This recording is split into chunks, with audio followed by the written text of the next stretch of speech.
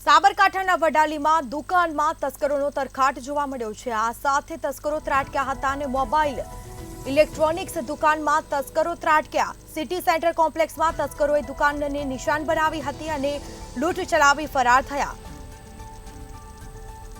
Electronics નામની દુકાનમાં ત્રાટક્યા હતા, જેમાં દુકાન ખોલવા જતા તાળા તૂટ્યા હોવાનું જાણવા મળ્યું હતું।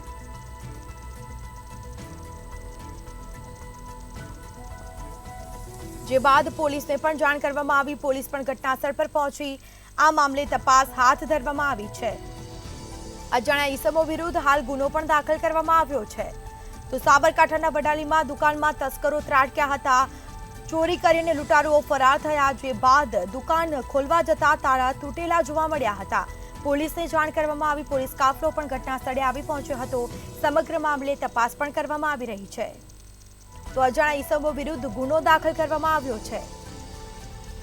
સાબરકાંઠાના વડાલીમાં દુકાનમાં તસ્કરો ત્રાટક્યા હતા। સિટી સેન્ટર કોમ્પ્લેક્સમાં તસ્કરોએ દુકાનની નિશાન બનાવી। તો મોડી રાત્રે આ ઘટના બની હતી।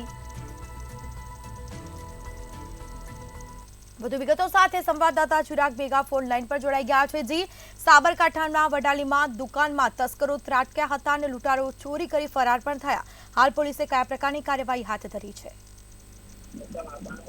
જીસ્મિતા, વાત કરવામાં આવે તો સાબરકાંઠા જિલ્લાની અંદર તસ્કરો ફરી એકવાર સક્રિય થયા છે। સાબરકાંઠાના વડાલીની અંદર રાત્રિના સમયે મોબાઈલ શોપ તેમજ ઇલેક્ટ્રિશિયનની જે દુકાન હતી, ઇલેક્ટ્રોનિક્સની દુકાન હતી, એ દુકાનને તસ્કરોએ નિશાન બનાવી હતી અને રાત્રિના સમયે દુકાનનું મુખ્ય શટરનું જે તાળું આવે તે તાળું તોડીને દુકાનની અંદર પ્રવેશ્યા છે અને ચોરીને અંજામ આપ્યો છે। જોકે દુકાન માલિક સવારે દુકાને પહોંચ્યા હતા। જે સમયે ચોરી થયાનું સામે આવતા તાત્કાલિક પોલીસને જાણ કરવામાં આવી હતી અને પોલીસ ઘટના સ્થળે પહોંચી આસપાસના સીસીટીવી કેમેરા સહિતની જે તપાસ છે તે તપાસ આરંભી છે અને ક્યાંક ને ક્યાંક અજાણ્યા તસ્કરો છે તે અજાણ્યા તસ્કરોને શોધી કાઢવા પોલીસે ચક્રો ગતિમાન કર્યા છે અને ગુનો પણ અજાણ્યા શખ્સો વિરુદ્ધ ગુનો દાખલ કરવાની તજવીજ હાથ ધરેલી છે। જી સ્મિતા। જી બિલકુલ, તમામ જાણકારી આપવા બદલ આપનો આભાર।